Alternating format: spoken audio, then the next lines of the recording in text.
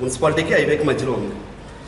అక్కడ విగ్రహం పెట్టాలని విగ్రహానికి ప్లేస్ ప్రతిపాదించింది ఆయనే. నాకు ఆ రోజు ఆ విగ్రహం నేను నా సొంత ఖర్చులతో నా తల్లిదండ్రుల మీద ప్రమాణం చేసి చెప్తున్నాను, నేను ఆ విగ్రహానికి 12,36,000 ఖర్చు పెట్టి ఆ విగ్రహాన్ని పెట్టడం జరిగింది.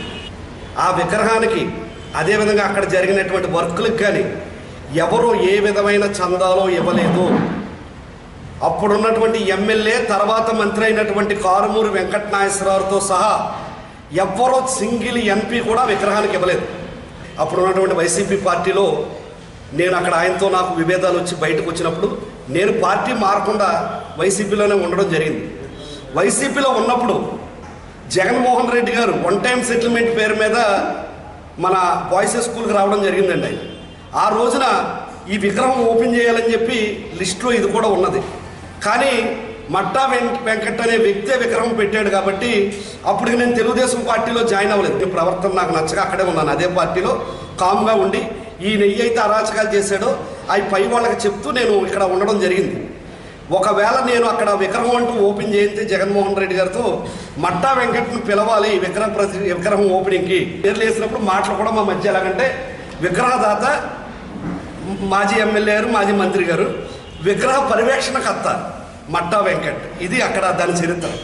సంవత్సరాల నుంచి 2 సంవత్సరాల నుంచి శ్యాంబాబు అవనివ్వండి, మిగతా వాళ్ళు అవనివ్వండి అక్కడ ఫ్లెక్స్లు కడతారని తెలియదు. ఇది వినాయక చవితికి, లాస్ట్ ఇయర్ వినాయక చవితికి శ్యాంబాబు గారు కట్టిన ఫ్లెక్స్ అండి. ఇప్పుడు ఎక్కడైతే ఇష్యూ జరుగుతుందో ఆ ప్లేసా వేరే ప్లేసా? మీ చెవుల్లో సీసాలు పోసారు ఎవరన్నానే? సంవత్సరాల నుంచి శ్యాంబాబు గారు అక్కడ ఫ్లెక్స్లు కడుతుంటే మీరు అందరూ ఏం చేశారు? మీ మాజీ మంత్రి వర్యులు ఏం చేశారు? మీ ఎమ్మెల్యే, మాజీ ఎమ్మెల్యేలు ఏం చేశారు? అంటే ఇది చిల్లర రాజకీయాలు చేయడానికి రాధాకృష్ణ గారిని ఏదో విధంగా అప్రతిష్ట పాలు చేయాలి. రేపొద్దున ఇక్కడ వంగవీటి మోహన్ రంగ విగ్రహానికి ఓపెన్ చేయడానికి కాపు పెద్దలు, కాపు నాయకులు, అలాగే పక్క నియోజకవర్గ ఎమ్మెల్యేలు అందరూ వస్తున్నారు. టాపిక్ని డైవర్ట్ చేయాలి. అదేవిధంగా కుల మతాల మధ్య, కులాల మధ్య చిచ్చు పెట్టాలని ఆయన కంకణం కట్టుకున్నాడు. సొంత పార్టీలో నాయకుల మీద, కార్యకర్తల్ని గాలి కుదిలేసి కేసులు పెట్టించి తత్వం అవుతుంది. నా మీద ఇవాళ చెప్తున్నానండి, 3 అట్రాసిటీ 2020కి ముందు మట్టా వెంకట్ అనే వ్యక్తి మీద 2014లో నేను పాలిటిక్స్లోకి వచ్చాను.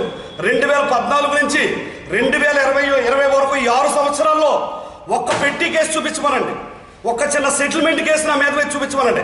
అలాంటిది 2020-21లో 3 అట్రాసిటీ కేసులు నీ సొంత పార్టీలో నీ కూడా తిరుగుతున్నప్పుడు సొంత కార్యకర్తలని, పార్టీ నేతలను కూడా పోడు చేసి పోము తన పిల్లలు తనే తిన్నట్టు ఆ విధంగా తిని నైజం నీది.